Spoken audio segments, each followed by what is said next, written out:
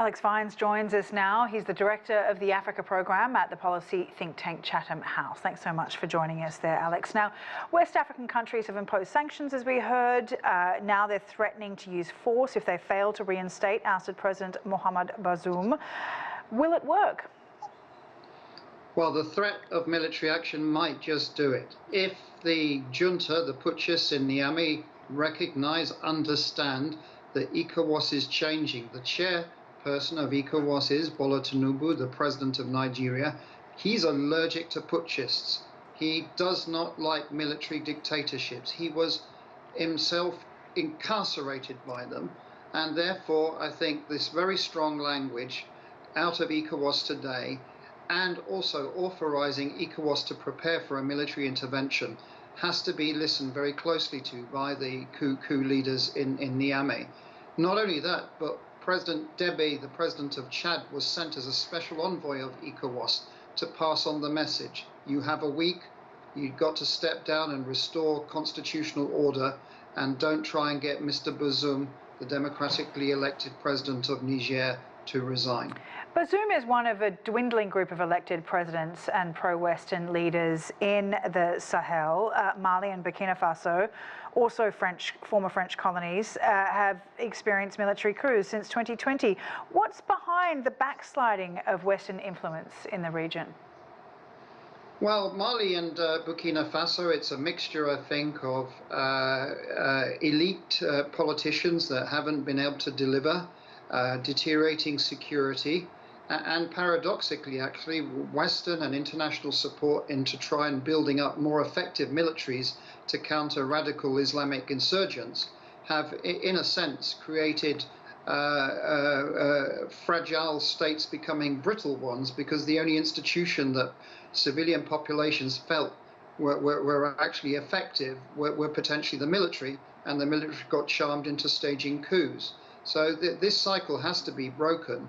The solutions are not militarily long-term, they're developmental. But in the short term, in the case of Niger, I think a line has to be drawn that no more coups are acceptable. And with a new president in Nigeria who doesn't like coups at all, I think we are probably moving to a new chapter in the history of ECOWAS. Talk to us about how much support this coup has. I mean, you know, we're looking at footage of Russian flags dominating protests, but there are 25 million people in Niger, and there are pretty small protests that what we're looking at. Can we draw conclusions when assessing whether there is actually support for, you know, the anti-France sentiment or pro-Russia feelings when it comes to such a small number of people? Yeah, that's a good question. Look, there are flags of Russia that have been flown, and some people have been, you know, kind of brandishing them, but there's not a lot of them. And I don't think, I mean, Russia is opportunistic, but bear in mind that Mr. Lavrov, the foreign minister of Russia, has condemned the coup, although I have to admit, Mr. Prigozhin, on the fringes of the now completed second Russia-Africa summit in St. Petersburg, issued a message saying, if he was invited, he would like to assist the junta in Niger, and described it as an anti-colonial operation. So Russia's a bit complicated in this.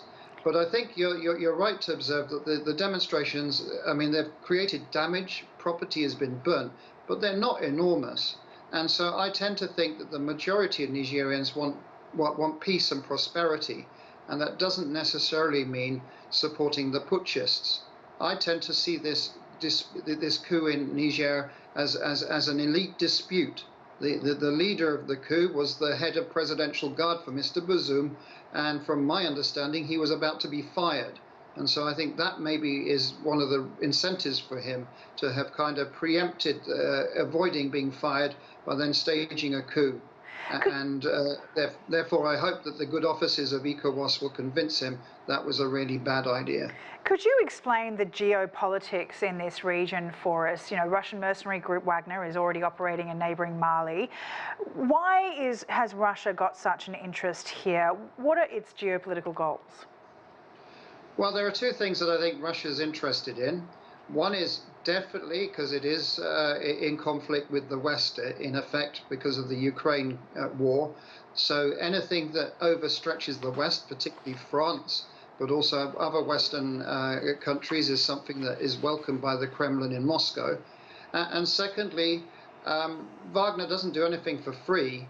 So it extracts mineral resources and other resources in exchange for providing security services. It's doing well in Libya in terms of protecting oil assets. It's certainly getting some gold assets in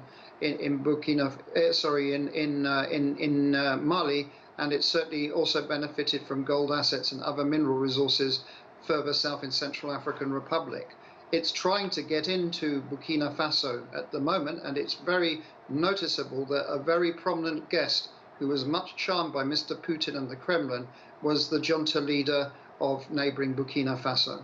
Really interesting. Thank you for your insight. Alex Vines, Director of the Africa Program at the policy think tank Chatham House.